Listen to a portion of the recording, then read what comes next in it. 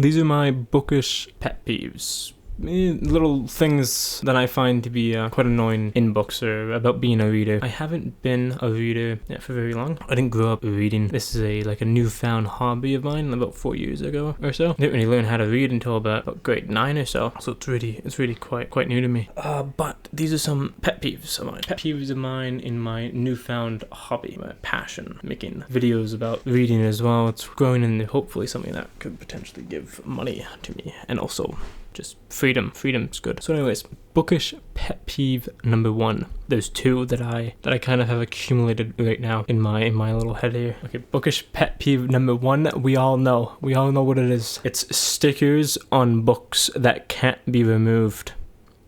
Okay, I got this copy of Project Hail Mary. I've been meaning to read this for a while. I was like, oh, it's gonna become a movie soon. I might as well buy the book in order to, read it so I can then watch the movie and not have my mind instead be movie first, because I want to watch it in theaters, right? Instead of having in my mind be movie first and then I read the book, sort of corrupting the way that the book is written, provided they're different, provided, the way things are explained or detailed or whatever are different. And so I'm like, I need to read the book first. So when I saw that there was a movie coming, I saw the trailer, I'm like, oh, let's buy the book. Bam. Came with a sticker that can't be removed. That's the worst thing in the world, is these stickers that can't be removed, okay? Here's an example of a good sticker. This, for my copy of Bury Our Bones in the Midnight Soil by V.E. Schwab, her latest book. I got this signed, and so there's a sticker that says signed. What's cool about this sticker is it's actually a sticker that can be removed. That makes it a very good sticker. If I wanted to, I could remove this sticker. I'm going to keep the sticker because I quite like how it's signed. But you can see here, signed right there. Very nice. Very lucky I got this. It's a first edition print that's signed. Very happy that I got this. So anyways, this example of a good sticker, this right here, bad sticker. It can't be removed. Let's check something else.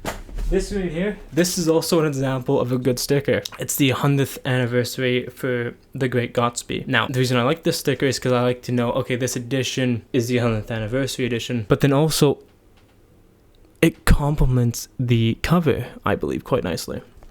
And so I'm like, oh, that's quite good. This is a good sticker. That motion one where it's like, what precisely does this say? Soon to be a major motion picture starring Ryan Gosling. Thank you. I did not need this on my book. 100th anniversary though, quite like having that on my book. Just to know, hey, this is the 100th anniversary edition. Also looks quite good. This right here does not look quite good. These are modern problems. Second book peeve I got going on. I've only really experienced it now in The Shadow of the Gods, but my god, when an author uses the same phrase over and over and over and over and over again, it's a little bit annoying. I mean, the word thought cage, like the phrase thought cage, used as, like my head, my mind, was used like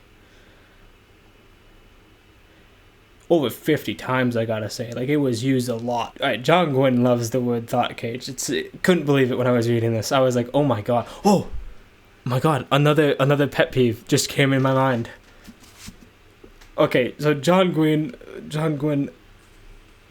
he needs to calm down with the word thought cage. I have not started the second book, so I don't know if he did calm down or if he kept it to the same level. Don't know. Bit of a pet peeve though. Just an overused sort of fantasy word that I'm like, let's gear down just a little bit. My third pet peeve that just came into my mind, my thought cage here.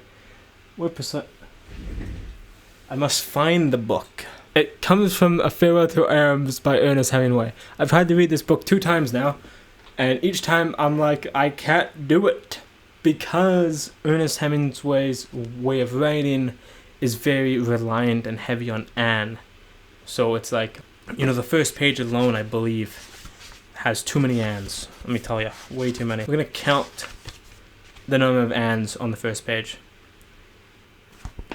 There's 23 ands on the first page. So his writing is very heavy on and. This happened, and this, and this, and this. right? So it becomes very tedious to read this excessive amount of a word. But we did get further into this book than I did last time I tried to read it, and so maybe the next time I might actually finish just the whole book. But what gets me is just trying to sort of immerse myself in the world whilst kind of being pulled out by these overused sort of words like "an" or with the Shadow of the Gods thought cage. Kind of pulls me out of the word. It just makes reading just quite difficult. But those are my bookish pet peeves. I might make another video like this in like a year when I have more books under my belt, more books sort of read, and we might see if I have any more pet peeves. But those are the pet peeves so far. Hope you enjoyed the video. Comment what your pet peeves are, because I'm quite curious. Maybe I can relate. Like, I might not have thought of something, and you might, in the comments be like, "What about this?" And I might be like, "Absolutely, that's definitely one of the things." But anyways, if you like the video, like it, subscribe, the whole drill there. Anyways, see ya. Have a good one. Subscribe.